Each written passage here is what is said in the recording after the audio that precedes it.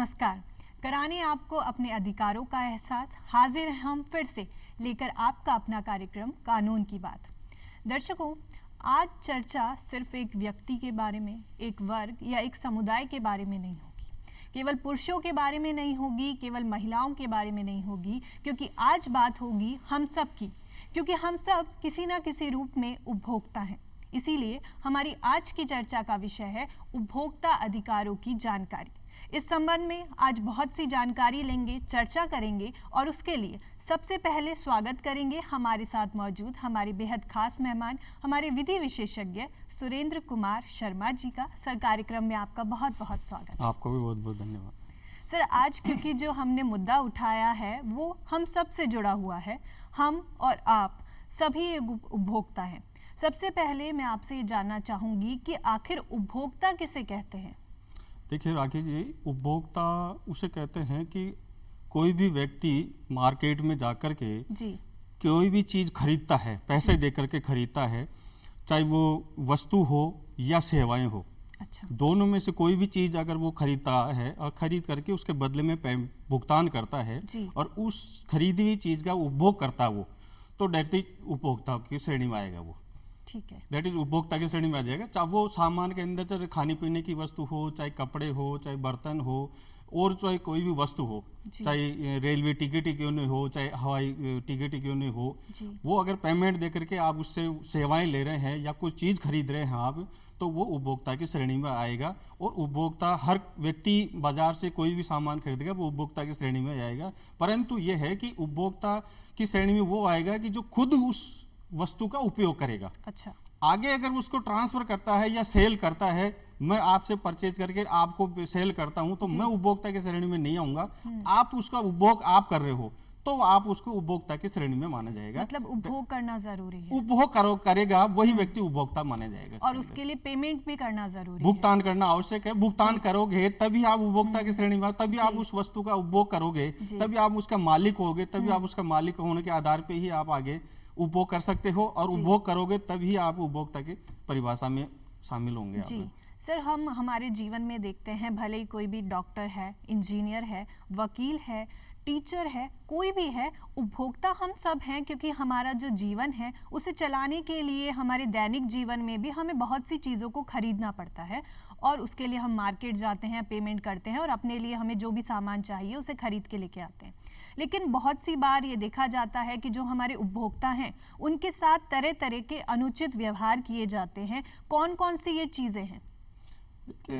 ये अवेयरनेस की कमी की वजह से जो फ्रॉड करती है कंपनियां, बड़ी बड़ी जो कंपनियां होती है या और कोई फर्म होती है, उससे कोई भी उपभोक्ता कोई चीज खरीदता है तो वो अवेयरनेस की कमी की वजह से उसके साथ फ्रॉड होता है। उसकी पूरी जानकारी नहीं लेते हैं। उसका प्रोस्पेक्ट से पहले देखना चाहिए कि इसके क्या क्या फायदे हैं। कोई भी चीज, खाने पीने की चीज आप परचेज कर रहे हो तो उसके क्या फायदे हैं, क्या नुकसान है, कितने समय में आप उसका उपभोग कर सकते हो, उसकी भी उसमें विस्तृत जानकारी दी जाती है उसके अंदर। और उसमें क्या क्या इंग्रेडिएंट्स हैं ये भी उसके अंदर आएगा कि भाई जैसे वेजिटेरियन है तो वेजिटेरियन के अलग नॉर्म्स होंगे, उसके अंदर अलग अलग साल्ट होंगे उसमें, और नॉन वेजिटेरियन होंगे तो उसके अलग अलग उसमें सबका विस्तृत श्रेणी होती है उसके अंदर। इतनी मात्रा इसमें ये है, इतनी मात्रा इसमें, हर चीज की वैरायटी दी जाती है, विस्तृत जानकारी दी जाती है।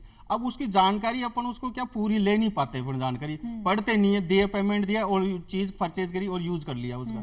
तो उससे क्या है कि उसके नुकसान हो होते हैं अपने को। बाद में फिर वो मालिक को अपन कहते हैं या दुकानदार को अपन कहते हैं साहब आपने परचेज ये जो सामान दिया आपने गलत दे दिया, तो फिर वो ये कहेगा साहब आपने तो पढ़ा ही नहीं, पहले आपने टर्म्स कंडीशन आप पढ़ते। और इस पे लिखा हुआ है टर्म्स कंडीशन, इसकी यूज की क्या है, इसकी एक्सपायरी डेट्स क्या है, कब तक इसको यूज कर सकते हो, वो सारी विस्तृत जानकारी लेकर के ही आपको कोई भी चीज बाजार से परचेज करनी चाहिए। और हमारी आदत ये हो चुकी है कि कुछ बड़ी बड़ी चीजों को जिनके लिए हमें भारी पेमेंट करना है, यदि हम उन्हें हटा दें तो हमारी आदत यही होती है कि हमने पेमेंट किया और चीज ले ली, हमें पता है कि हाँ सब कुछ ठीक ही होगा, हमें तो अपना पैसे दो और सामान ले। तो वो वाली पॉलिसी मतलब गलत है कि यदि हमें सामान खरीदना है तो पहली ड्यूटी तो हमारी ही हो गई कि हम किसी और को कुछ कहने के बजाय कि नहीं आपने हमारे साथ ये किया है, आपने हमें गलत चीज़ दी है, पहला काम हमें ये करना है कि हमें अपने आप के ऊपर ध्यान देना है कि हम अपनी तरफ से चीज़ों को सही तरीके से पढ़ें।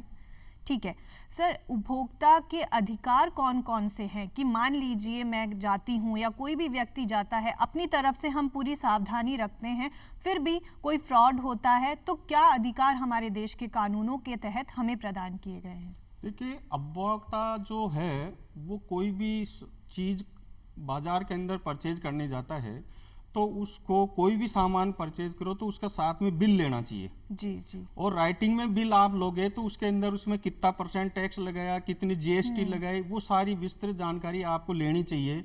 और जब तक आप बिल नहीं लोगे, उससे लिखित में कोई ट्रांजेक्शन आप नहीं करोगे, तब तक आप उसको मालिक जो दुकानदार है उसके खिलाफ आप क्लेम नहीं कर सकते। आप उसको आप दोषी नहीं ठहरा सकते, उसके खिलाफ आप कंज्यूमर में भी नहीं जा सकते अगर आपके वर्बली आपने भुगतान कर दिया और कोई चीज परचेज कर ली और आपने यूज कर लिया। बिल्कुल। तो जब तक आपके पास बिल नहीं होगा तब तक आप उसमें कंज्यूमर कोर्ट में भी आप नहीं जा सकते उसको लेकर के, क्योंकि वर्बली आपकी बात होगी उसको कोई नहीं माना जाएगा। और कई बार बातों में इंसान आ जाता है कि सामने वाला इंसान बड़े प्यार से बोल रहा होता है, अरे हम हैं ना, हम बैठे हैं ना, आप तो बस जाइए अपनी चीज का उपभोग कीजिए, पर इन बातों में नहीं आकर के हमें जो करना है वही करना चाहिए। देखो, जहाँ दोस्ती है आपकी या जान पहचान है वहां तक ठीक है, परंतु दोस्ती या जान पहचान का मतलब यही नहीं कि आप उससे बिल नहीं ले या उसके हर बात पे आप आंख मूंद करके ट्रस्ट कर लो।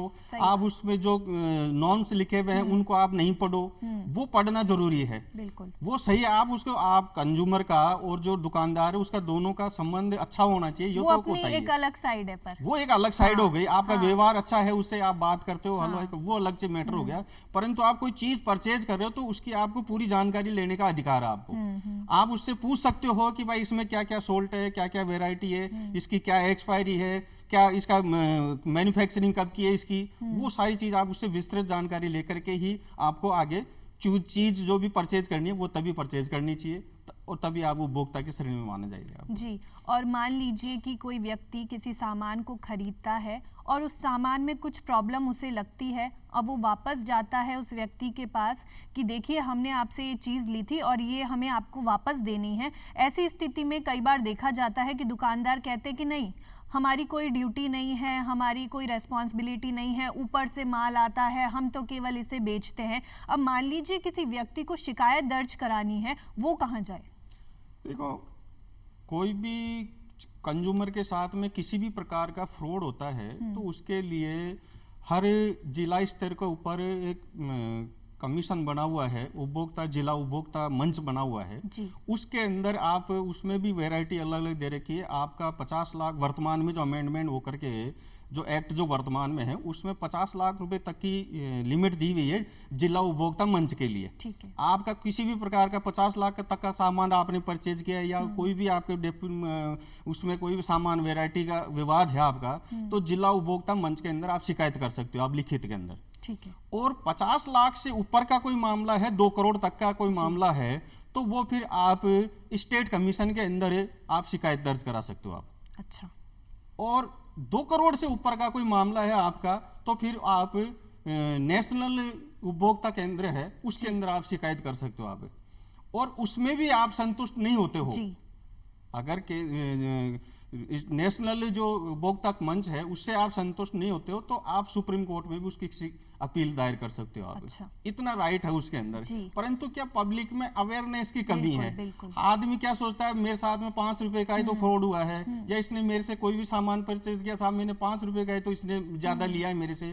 तो परंतु अपन को तो 5 का ही लॉस हुआ, परंतु ऐसे करके पूरे आम पब्लिक से उसने कितने पैसे कमा लिए, कितनी फ्रॉड किया उसने, कितना ठग किया उसने। तो ऐसे मिला करके तो उसके तो रोजाना का तो लाखों रुपए तो वैसे ही टर्नओवर पब्लिक से फ्रॉड से कमा लेता था वो। इसलिए हर आदमी को अवेयरनेस रहना चाहिए। और किसी भी प्रकार का, चाहे आप एक पैसा की भी अगर उसने बदमाशी करी है या आपसे ज्यादा लिया है, तो आप स्टेट फोरम के अंदर जा सकते हो, जिला फोरम में जा सकते हो, और या नेशनल फोरम के अंदर आप जाकर के शिकायत दर्ज करा सकते हो। बिल्कुल। और ये देखा भी जाता है कि स्पेशली यदि किसी चीज़ का अमाउंट इतना बड़ा नहीं है तो हम यही सोचते हैं कि नहीं, कौन जाएगा, पहले शिकायत दर्ज कराएंगे, चक्कर काटने पड़ेंगे, उन्हें तो काटने ही पड़ेंगे, हमें भी काटने पड़ेंगे, और हम इसी सोच के कारण कि कौन ये सब काम करेगा, हम उस चीज़ को छोड़ देते हैं और ये सब चीज़ों को होने देते हैं, और इसी तरीके से होते होते ये एक पूरा लंबा कार्यक्रम चलता रहता है, न जाने कितने लोग फ्रॉड के शिकार होते हैं।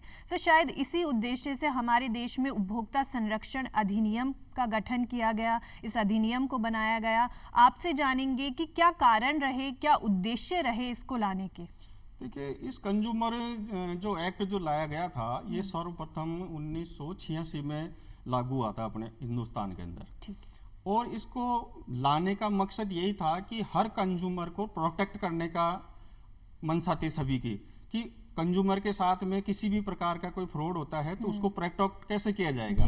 इसीलिए ये स्टेट कमीशन बनाया गया, फिर जिला स्तर पर कमीशन बनाया गया, फिर नेशनल स्तर पर बनाया गया। और ये अपने हिंदुस्तान में ही नहीं है, अमेरिका जैसे जो एडवांस देश है उनके अंदर तो 1935 से उपभोक्ता कंज्यूमर कोर्ट बना हुआ है वहां पे, वहां से लागू, तब से चालू है वहां पे तो।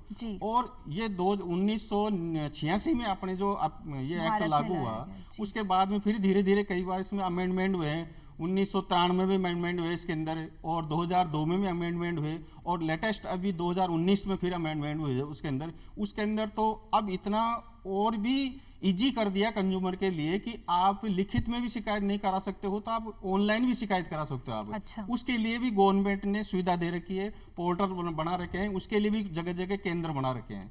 जब वहां पे भी आप जाकर के शिकायत दर्ज कराओगे तो विद इन 14 डेज 7 डेज के अंदर आपको उसका शिकायत का निवारण हो जाएगा आपका। और हम देखते हैं कि ये कानूनी स्तर पर तो बहुत से प्रावधान किए गए हैं। हमने सुना कि आपने जिक्र किया उपभोक्ता मंच का, हमें ये अधिनियम के बारे में पता चला, तो इतनी सारी चीज़ें हमारे देश के कानूनों के तहत की गई है। तो करना सिर्फ हमें ये है कि हमें खुद भी जागरूक रहना है। सर, आपने ऑनलाइन शिकायत का जिक्र किया, तो आज हर चीज़ ऑनलाइन हो चुकी है, स्पेशली कोरोना के बाद से तो सब कुछ लगभग ऑनलाइन हो गया था। आज हमें पेमेंट करना है वो ऑनलाइन है, हमें गैस बुक करानी है वो ऑनलाइन है, हमें पढ़ाई करनी है वो ऑनलाइन है, हमें शॉपिंग करनी है वो भी ऑनलाइन है। शॉपिंग की जब हम बात करते हैं या किसी तरीके की पेमेंट की बात करते हैं, उसमें भी बहुत सी धोखाधड़ी हमें देखने को मिलती है। ये किस तरीके से ऑनलाइन धोखाधड़ी की जाती है लोगों के साथ, और कैसे इससे हम बच सकते हैं? देखिए, जो ऑनलाइन जो धोखाधड़ी होती है उसमें भी आपको इतना अवेयरनेस रहना पड़ेगा कि आप उसके साथ में बिल ले, उसके साथ में कोई भी आपने सामान मंगवाया है ऑनलाइन ऑर्डर करके तो उसके साथ में बिल ले। और जब आप उसको जो सामान आपने मंगवाया है वो जो डिलीवरी मैन आएगा उसके सामने ही उस बॉक्स को खोल के चेक करो आप पहले। अच्छा। चेक कर लो कि इसमें जो मैंने जो सामान मंगवाया है वही सामान है या कोई दूसरा तो नहीं आ गया है। तो उससे क्या है, और उसके साथ में रिकॉर्डिंग भी कर लो। अच्छा। तो उससे रिकॉर्डिंग हो जाएगी तो वो भी सबूत, एक्स्ट्रा सबूत हो जाएगा कि भाई यही डिलीवरी बॉय आया और मैंने जो सामान मंगाया वो दूसरा सामान आ गया। इसलिए आपको क्लेम करने के लिए या कंज्यूमर कोर्ट में शिकायत करने के लिए और भी आसान हो जाएगा तरीका, और आपको फ्रॉड होने से बच जाओगे आप। हाँ, मतलब जो मोबाइल पे, यदि हम सिर्फ मोबाइल हमारे बात करने और गेम खेलने के लिए नहीं है, इसका उपयोग हम एक पॉजिटिव साइड में भी कर सकते हैं और अपने आप को फ्रॉड से बचा सकते हैं। ठीक है। इसलिए आपको कभी भी इतना तो अवेयरनेस रखनी चाहिए। हाँ। कोई भी आदमी आवे तो उसकी रिकॉर्डिंग कर लो, फोटो खींचो उसकी या वीडियो बनाओ उसका, तो और उसे हैंड टू हैंड उसी के सामने चेक कर लेना चाहिए उससे, ताकि आप फ्रॉड होने से बच सको। और वे को एक्स्ट्रा एविडेंस बन जाएगी कि हाँ साहब ये वास्तव में जो मैंने जो सामान परचेज किया है वो सामान नहीं आकर के दूसरा सामान आया है। तो उसकी आप फिर आप कंज्यूमर फोरम में शिकायत कर सकते हो। और उसमें वो ही नहीं, आपका जो सामान की जो कीमत है वो ही नहीं, आपको जो मानसिक आघात लगा, आपको शारीरिक जो नुकसान हुआ, क्षति पहुंची, या आपको कोई आर्थिक नुकसान हुआ, उसकी भी भरपाई के लिए आप उसमें शिकायत कर सकते हो। आप उसमें आपको वो भी कंज्यूमर कोर्ट है वो भी आपको साथ में दिलवाएगी साथ जी। और होता भी है, मतलब पहली बार जब हमें पता चलता है कि हमारे साथ कई बड़ी अमाउंट का एक फ्रॉड हो चुका है, तो हमारे मानसिक स्तर हमारा काफ़ी हिल चुका होता है। हमें लगता है कि ये चीज़ हमारे साथ क्या हो गई, और फिर पूरा एक प्रोसेस चलता है, हमें कार्यवाही करनी पड़ती है, जगह जगह जाना पड़ता है, ये एक लंबा प्रोसेस चलता है। सर, हम देखते हैं कि खाने पीने की जो चीज़ें हैं दवाइयाँ जो है उनमें भी बहुत मिलावट की जाती है। स्पेशली त्योहारों का सीज़न आता है, हम आए दिन अखबारों में पढ़ते हैं कि इसमें ये चीज़ मिलावटी थी, वो मिलावटी थी। ये भी हमारे स्वास्थ्य के ऊपर बहुत ही बुरा असर डालती है। ये भी उपभोक्ता के खिलाफ एक तरीके से एक गलत काम ही है। जी, ये देखिए, कोई भी सामान अपन परचेज करते हैं तो उसको बिल लेना चाहिए और उसके सामने टेस्ट भी करना चाहिए कि कोई भी, मान लो अपन खाने पीने के, कोई मान लो मिश्री मावा या आपने परचेज किया, तो उसको मिश्री मावा परचेज कर रहे हो तो उसी के सामने टेस्ट कर लेना चाहिए कि भाई टेस्ट करने दो के लिए दो मेरे साहब आप। तो टेस्ट करोगे तो उससे आपको उसकी गुणवत्ता का पता चल जाएगा। और उसमें कोई भी सामान परचेज कर रहे हो तो उसमें मैन्युफैक्चरिंग भी आएगी और उसकी मियाद भी लिखी जाएगी उसके अंदर। आजकल तो नया जो एक्ट आ गया उसके अंदर हर दुकानदार की ये ड्यूटी हो गई कि कोई भी आप सामान बनाते हो, पैकिंग फूड देते हो, तो उसमें यूज करने की मियाद तक उसमें लिखनी पड़ेगी आपको कि इस समय तक आप इसका यूज कर सकते हो आप इसका। ये उसमें लक्ष्य लिखना मस्ट कर दिया। अगर नहीं लिखते हो और आप वैसे ही आप प्लेन पेपर के अंदर आप पैक करके कोई कस्टमर को देते हो तो दैट इज फ्रॉड माना जाएगा उसके अंदर। और आप उसके लिए सम कंज्यूमर फोरम है बनाया हुआ है, उसके अंदर आप शिकायत कर सकते हो। और वो भी इतना इजी कर दिया आजकल, तो कंज्यूमर फोरम में भी आदमी खुद भी डायरेक्ट भी शिकायत कर सकता है और जरिए एडवोकेट भी शिकायत दर्ज करवा सकता है उसके अंदर। अच्छा। और वहाँ पे इतना लेंथी प्रोसीजर नहीं है, वहाँ बहुत समरी ट्रायल होती है। अच्छा। समरी ट्रायल के द्वारा ही कोर्ट न्याय प्रदान करती है और शीघ्र न्याय हो जाता है उसके अंदर। अच्छा। और उसमें भी आप कंज्यूमर के अंदर भी आप ले जाते हो तब भी कोर्ट मीडिएशन भी बिठाती है उसके अंदर। अच्छा। मीडिएशन के अंदर भी कोई मामला, जैसे कोई बड़ा मामला हो गया, लाखों करोड़ों का कोई मामला हो गया, कोई फ्रॉड हो गया, तो उसमें कंज्यूमर फोरम भी मीडिएशन करवाती है। अच्छा। तो मीडिएशन के जरिए भी अगर आप मामला बैठ जाता तो वो और भी इजी, आपका तुरंत न्याय मिल जाता है आपको। तो मतलब जैसे हम नॉर्मल अपने कोर्ट्स का एक प्रोसेस देखते हैं, उसके बजाय ये जो कंज्यूमर से रिलेटेड जितने भी मैटर्स हैं उन्हें जल्दी सुलझाया जा रहा है, टाइम पे सुलझाया जा रहा है, मेहनत कम लग रही है, पैसा भी कम लग रहा है।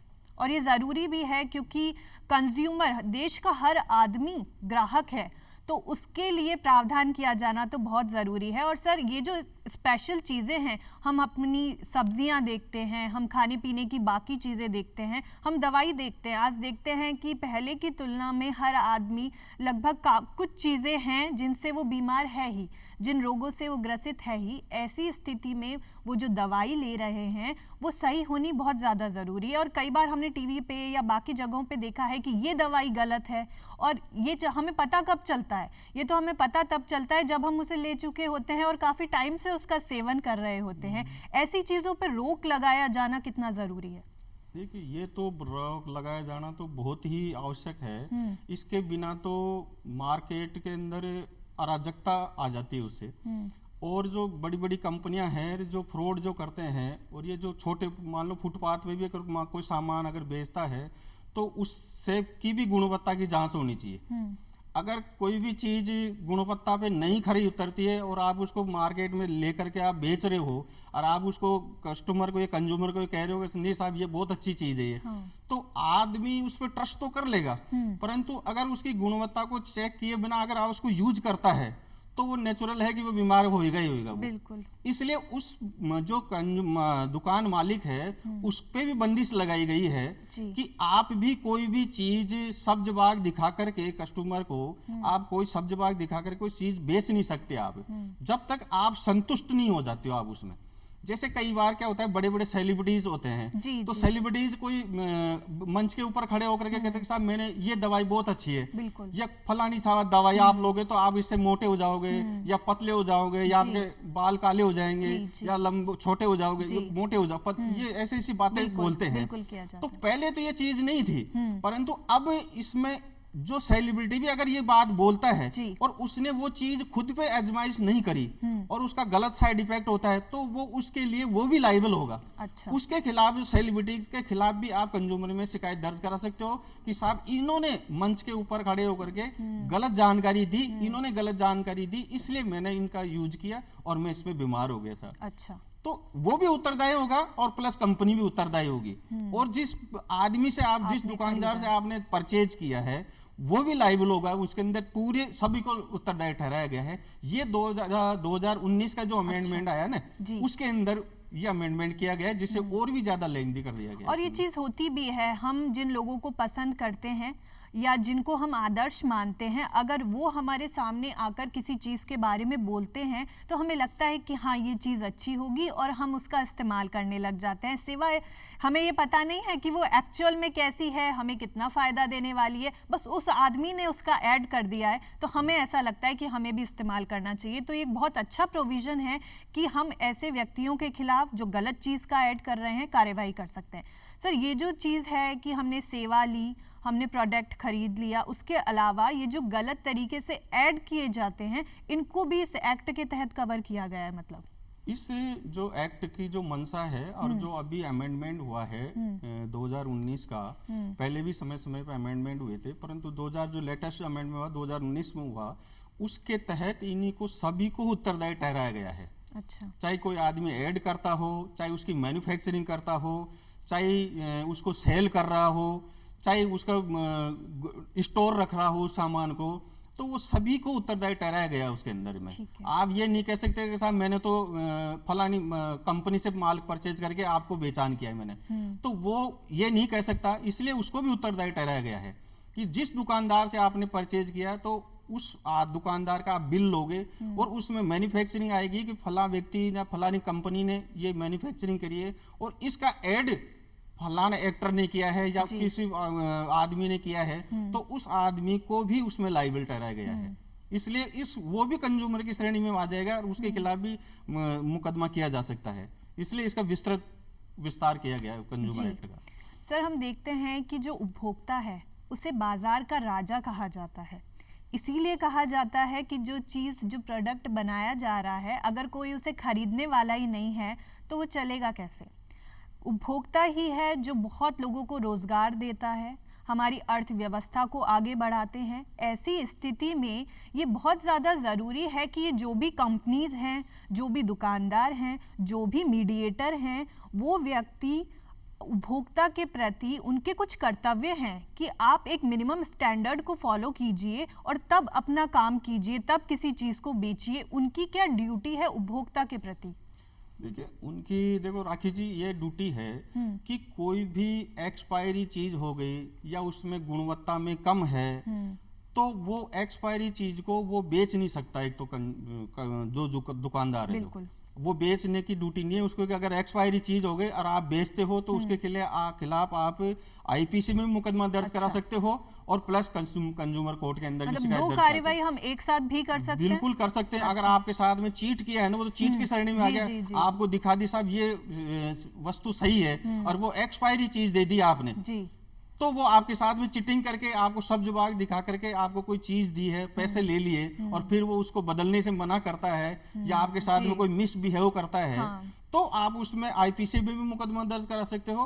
और वो जो चीज नहीं दे रहा है या चीज नहीं बदल रहा है, आपको गलत चीज दे दी, तो उसके लिए भी आप कंज्यूमर कोर्ट में शिकायत दर्ज करा सकते हो। अच्छा। तो आपके पास, कंज्यूमर के पास में 2 रेमेडी है। इसीलिए कंज्यूमर को भगवान भी कहा गया है और उसको राजा भी कहा गया है। अगर कंज्यूमर ही नहीं होगा तो मार्केट का कोई अस्तित्व ही नहीं है फिर। बिल्कुल बिल्कुल। और इसीलिए ये ड्यूटी, ये कर्तव्य बहुत ज्यादा बढ़ जाता है कि आप अपने भगवान के प्रति, अपने राजा के प्रति अपना जो भी कर्तव्य है उसका पालन अच्छे से करें, भलीभांति तौर पर करें। सर, सरकारी प्रावधानों की यदि हम बात करें कि हमें पता है कि भाई कानून ने अपना काम किया हुआ है, इतने सारे प्रोविजंस हैं, इतनी सारी संस्था है, सुप्रीम कोर्ट तक हमारे पास है ये मामला सुनने के लिए कि ठीक है आपके साथ फ्रॉड हुआ है या कुछ गलत काम हुआ है। सरकारी तौर पर क्या प्रयास किए जा रहे हैं, प्लस क्या प्रयास किए जाने चाहिए? देखो, सरकार ने अपने स्तर पर समय समय पर अमेंडमेंट भी किया है एक्ट के अंदर। जैसे मैंने पहले बताया आपको, 1986 में एक्ट आया था, उसके बाद में 93 में अमेंडमेंट किया क्योंकि वो समय की मांग थी जी। और वो जैसे जैसे समय बदलता है उस हिसाब से फिर 2002 में भी अमेंडमेंट किया और फिर लेटेस्ट अभी 2019 में भी किया। वो इसीलिए किया जा रहा है कि समय की जो मांग है और जो परिवर्तन है, पहले लोगों में अवेयरनेस नहीं थी, अब आजकल सभी ई ट्रांजैक्शन करने लगे, पहले ई ट्रांजैक्शन नहीं चलते थे।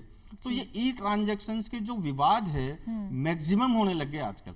अच्छा। इसलिए ये जो ट्रांजैक्शन के संबंध में बीच में जो कमी आई है वो इसीलिए आई है। इसलिए इसमें 2019 के अंदर अमेंडमेंट किया गया है और इसमें हर आदमी को राइट दिया गया है कि आप कंज्यूमर कोर्ट फॉरम में आप जा सकते हो। उसमें आपका अलग अलग क्राइटेरिया दे रखा है उसमें कि आपका 50 लाख तक का आपका कोई है तो आप स्टेट कमीशन जिला उपभोक्ता मंच के अंदर जा सकते हो। उसके बाद फिर उसकी अपील अगर आप उससे संतुष्ट नहीं हो तो फिर आप जिला उपभोक्ता मंच के अंदर अपील कर सकते हो। उसकी अपील फिर आप राष्ट्रीय आयोग के अंदर कर सकते हो और फिर उसके देन आप सुप्रीम कोर्ट में अपील कर सकते हो आप।